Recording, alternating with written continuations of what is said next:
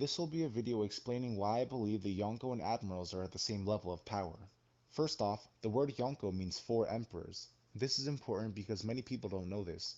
In One Piece databook Green Secret Pieces, it is stated that Yonko equals Marine Headquarters plus Shishibukai.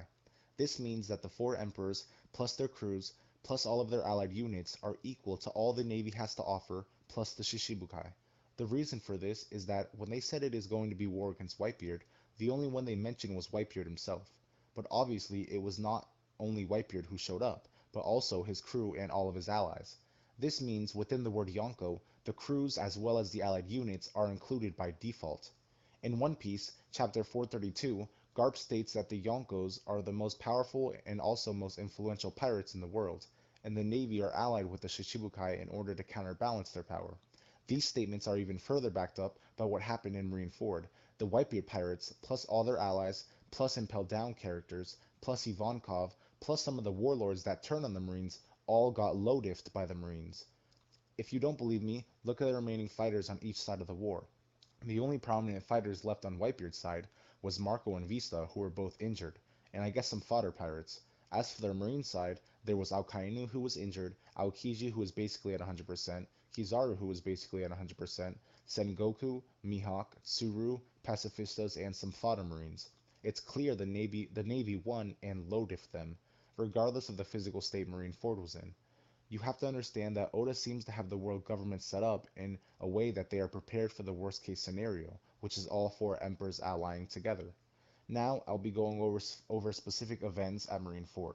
A lot of this argument will be based off of my premise that Whitebeard, even at Marineford, is a Yonko level pirate.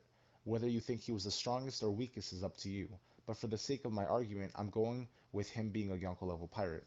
Even if we want to lowball Whitebeard to the weakest Yonko, I don't think he is losing to any of the other emperors without an extreme diff fight.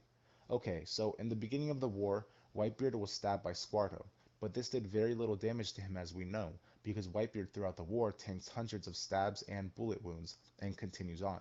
Also, Whitebeard even stated that Squarto's stab didn't really hurt him later on in the war. Now, let's go over the scuffles Admirals had with Whitebeard. Whitebeard's first scuffle is with Aokiji. Aokiji freezes Whitebeard, but Whitebeard escapes with a quick attack.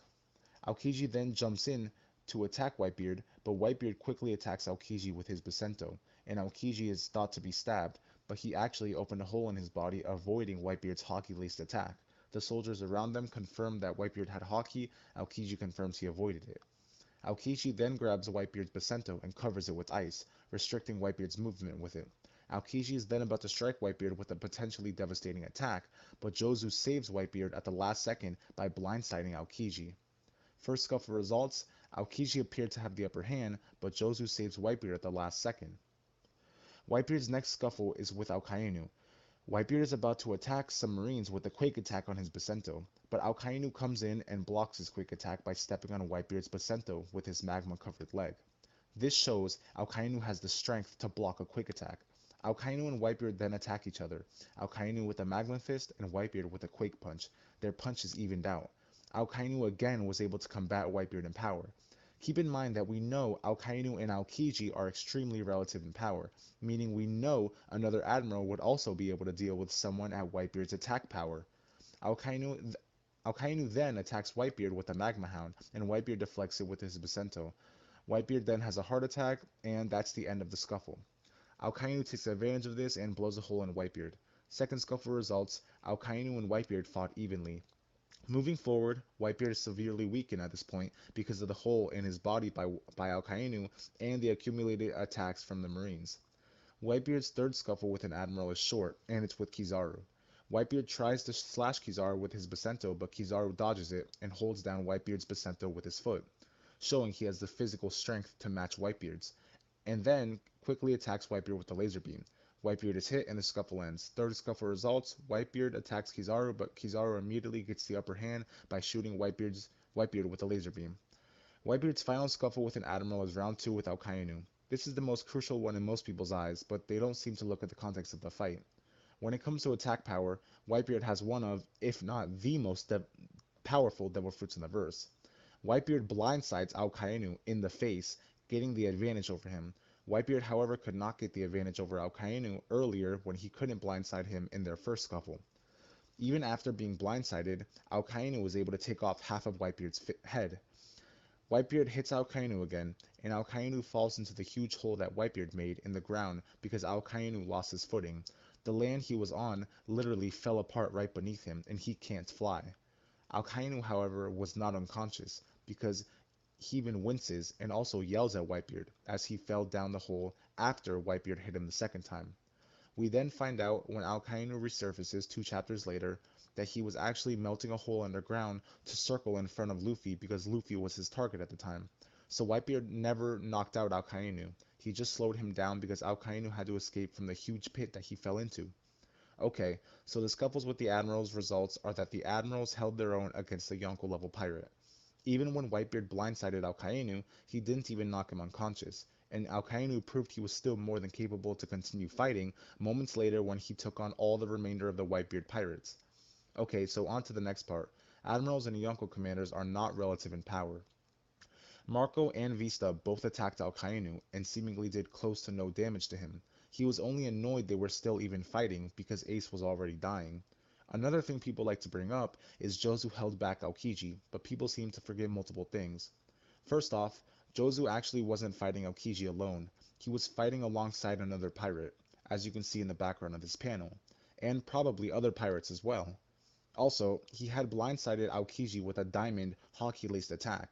Aokiji was bleeding from his lip a little bit, and to be frank, all of the admirals were holding back throughout the entire war. Alkainu even says this that when he's fighting Whitebeard, that he's trying to stop him from destroying Marineford.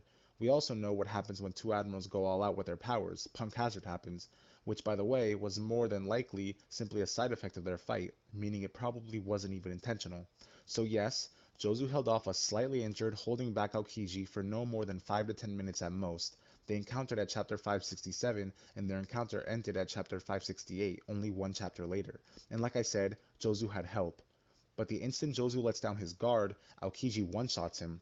Think about that for a second. If an admiral gets an attack in on you, you're liable to lose the fight right there. Not to mention, Aokiji let Jozu live when he could have killed him. This just shows Aokiji wasn't taking it that seriously anyways. Also, Marco not being killed by Kizaru was exceptional because Marco's Devil Fruit allows him to survive a lot longer, even against opponents who are stronger than him. Another thing, when Marco kicked Kizaru, Marco even accepts he didn't hurt Kizaru, and Kizaru is completely uninjured. Also, again, all the admirals were holding back throughout the war. By the way, all the admirals should be around the same level, considering Alkainu and Aokiji fought for 10 days, and there is no reason to believe the other admirals aren't comparable. Just to add in, Jinbei attacked Alkainu and did no damage to him. And then Alkainu one-shots Jinbei, who is probably close to, if not third commander level himself. But that's debatable.